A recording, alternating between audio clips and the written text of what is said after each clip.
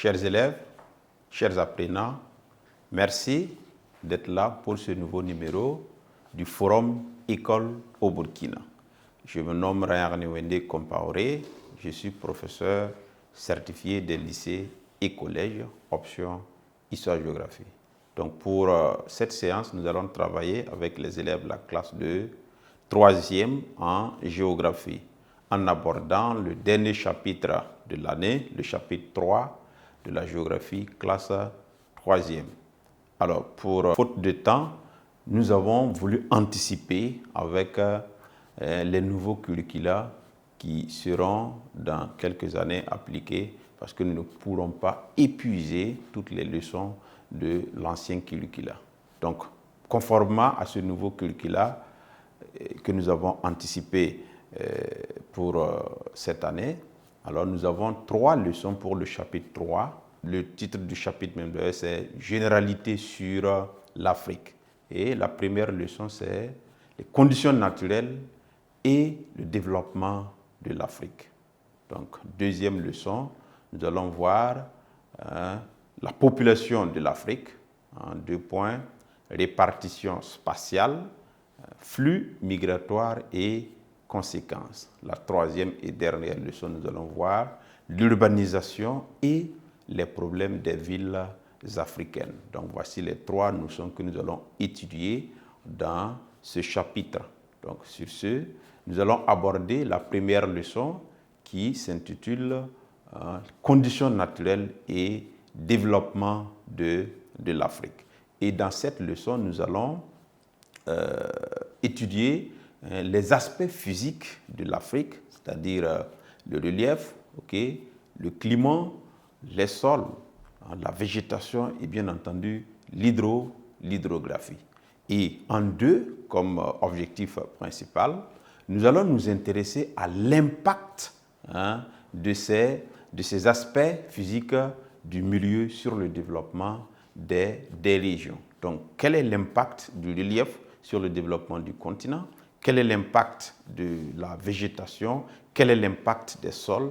Quel est l'impact de l'hydrographie sur le développement du continent africain? Donc voilà de façon résumée ce que nous allons ensemble essayer de voir à travers cette séance. Donc je vous invite à me suivre et à rester très concentré pour pouvoir tirer profit de cette séance. Donc on y va.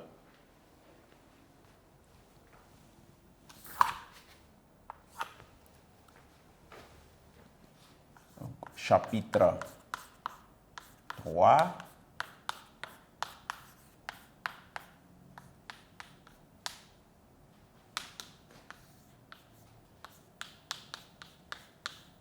Généralité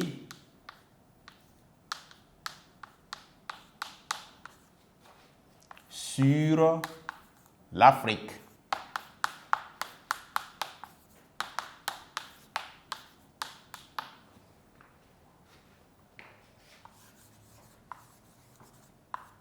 Première leçon, on a conditions au pluriel, conditions naturelles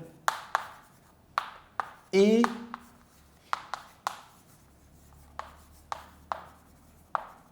développement de l'Afrique.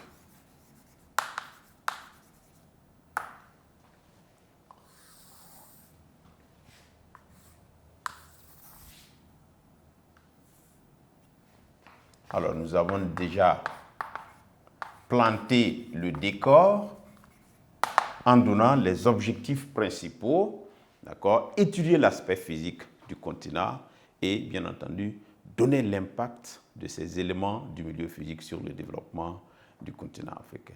Donc, d'abord, au niveau de l'introduction, il faut avoir quelques notions générales sur le continent africain, à savoir la superficie, l'Afrique qui couvre environ 30 millions de kilomètres carrés, d'accord.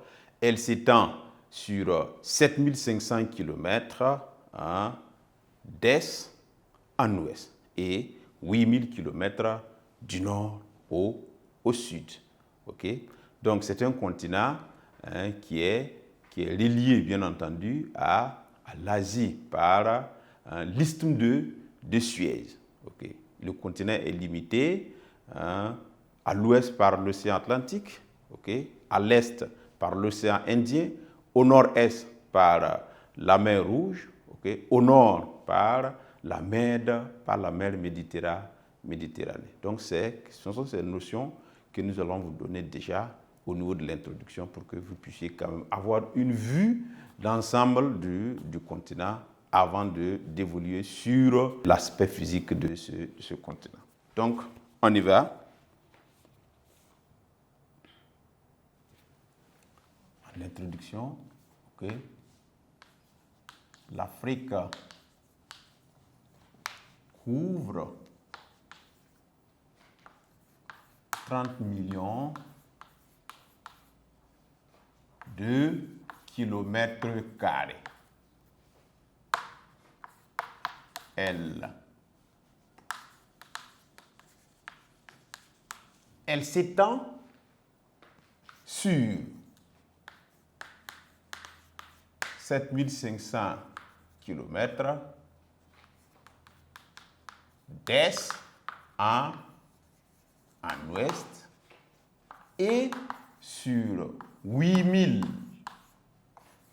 kilomètres du nord au sud. OK? L'Afrique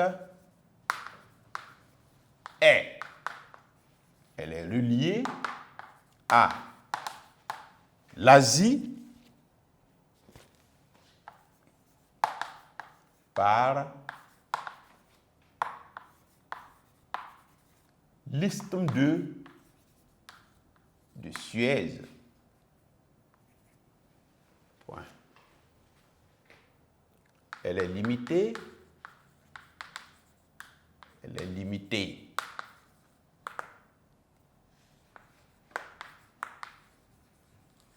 À l'ouest par l'océan Atlantique,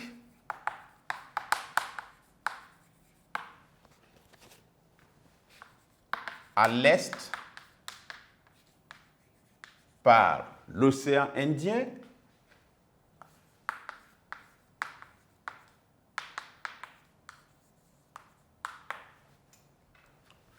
au nord par la mer Méditerranée,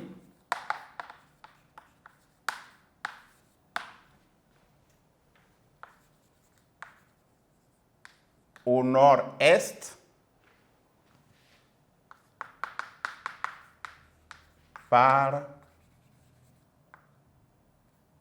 la mer Rouge. Donc, voici quelques données globales de l'Afrique. Et nous poursuivons avec le grand 1, okay, les aspects physiques de l'Afrique.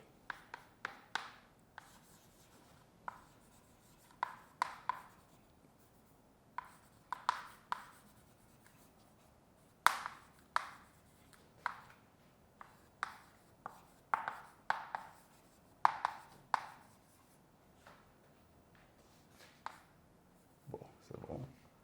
Alors, et ici, nous verrons d'abord en 1 le relief.